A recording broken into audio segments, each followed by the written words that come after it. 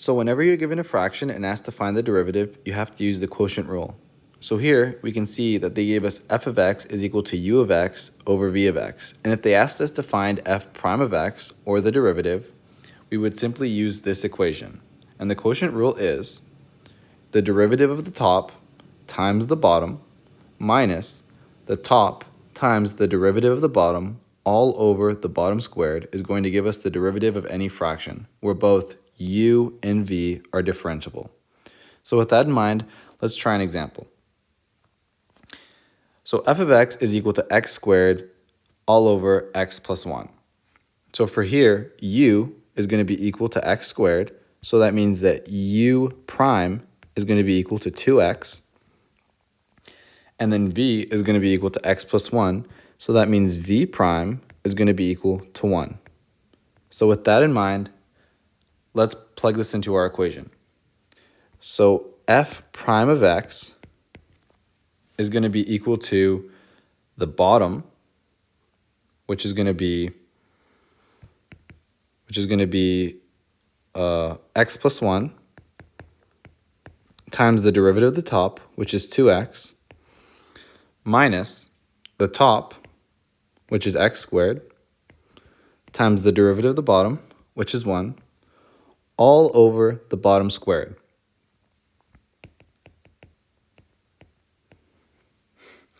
And then when we simplify this, f prime of x is going to be equal to 2x squared plus 2x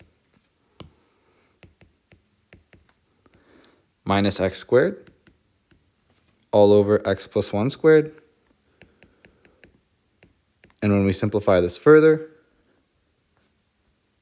it's going to be equal to x squared plus 2x all over x plus 1 squared.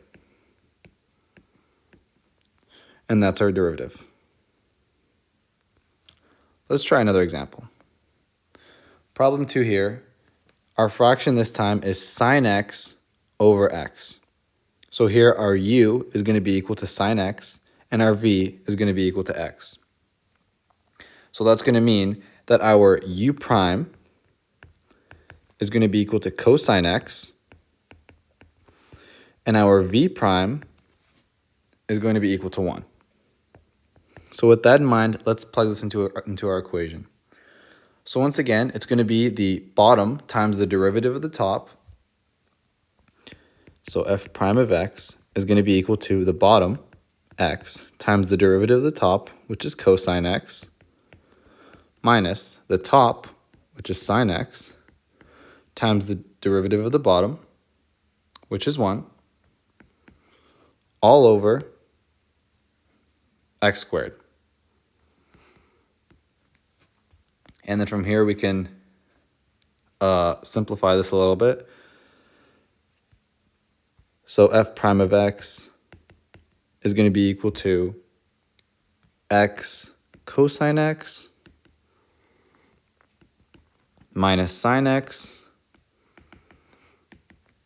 all over x squared. And that's our final derivative. Let's try one last problem. Problem 3 here is going to be f of x is equal to e to the x all over x squared. So here, our u is e to the x, and our v is x squared. So that means that our u prime, the derivative of e to the x, is going to be equal to x. And then the derivative, our v prime, the derivative of x squared, is going to be equal to 2x. So with that in mind, let's plug them into our equation. F prime of x is equal to the bottom, or x squared, times the derivative of the top, which is going to be x, minus the top, which is e to the x, times the derivative of the bottom, which is 2x, all over the bottom squared. So we go x squared squared. And then when we factor out e to the x, our f prime of x is going to be equal to e to the x times x squared minus 2x all over x to the fourth. And then when we simplify that, our f prime of x is going to be equal to e to the x minus 2 all over x cubed. I hope this video helped. Thank you.